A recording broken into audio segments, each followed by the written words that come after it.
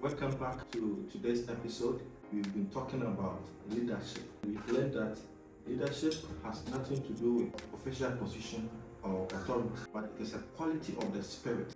Leadership is an innate quality born within each person, and it has everything to do with ownership, responsibility, and accountability than official position or power. These past 2 days, we've talked about two individuals. One is Sarah, who was able to recognize her leadership quality or ability. Goes up to the responsibility of organizing a cleanup exercise in her community, which became a big initiative in her entire country. We also learned about Amina, who, with a passion to support young girls who had no education, started an initiative by which she was able to teach and raise young girls in her community. We are going to learn about someone who has defied the odds, someone who through history has done something that we are yet to break the records. And this person is of the name Nelson Mandela. Nelson Mandela was a renowned African leader who dedicated his life to fighting against apartheid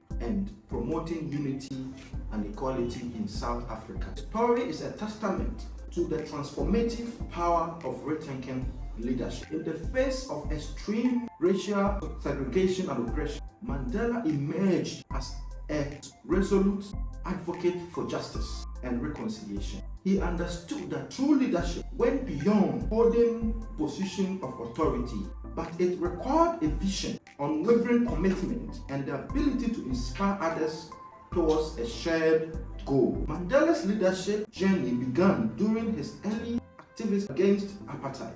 He recognized that the real change requires a shift in mindset and the dismantling of oppressive system.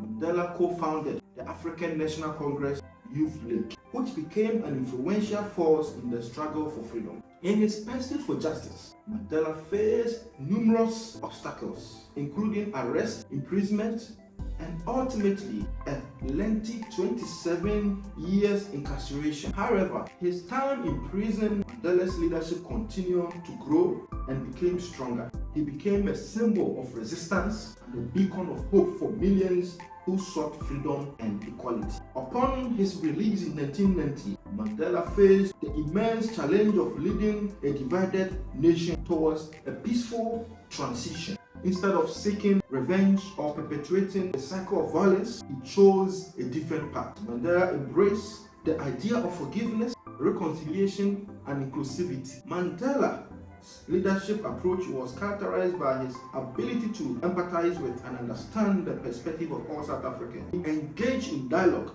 with both his supporters and former oppressors, working towards a shared vision of a democratic and united South Africa. In 1994, South Africa voted Mandela to power. He made history as the first South African president, leading the nation to its first democratic election. He used his position to promote unity, healing, and dismantling of institutionalized racism. Mandela's leadership was marked by his ability to bring people together, transcending racial and social division.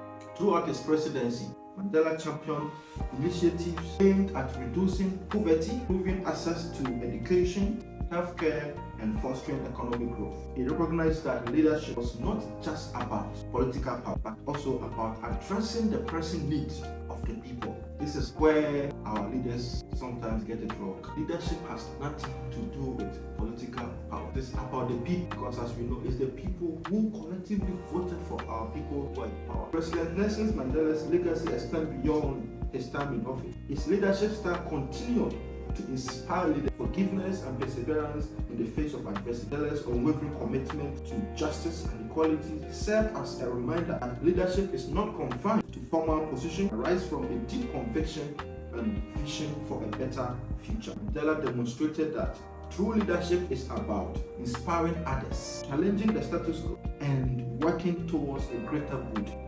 His legacy served as an enduring example of the impact one can make when they embrace their leadership potential and lead with vision and integrity. If one person like Nelson Mandela was able to embrace his leadership quality and potential and caused the whole nation of South Africa to be liberated from apartheid, oppressive rule and from racism, what can you and I do when we decide to embrace our own individual leadership potentials and qualities? This is the reason for what we are doing. We want each of you to embrace your own leadership quality, and we believe that once you come to that recognition, the sky is not even your limit. Thank you.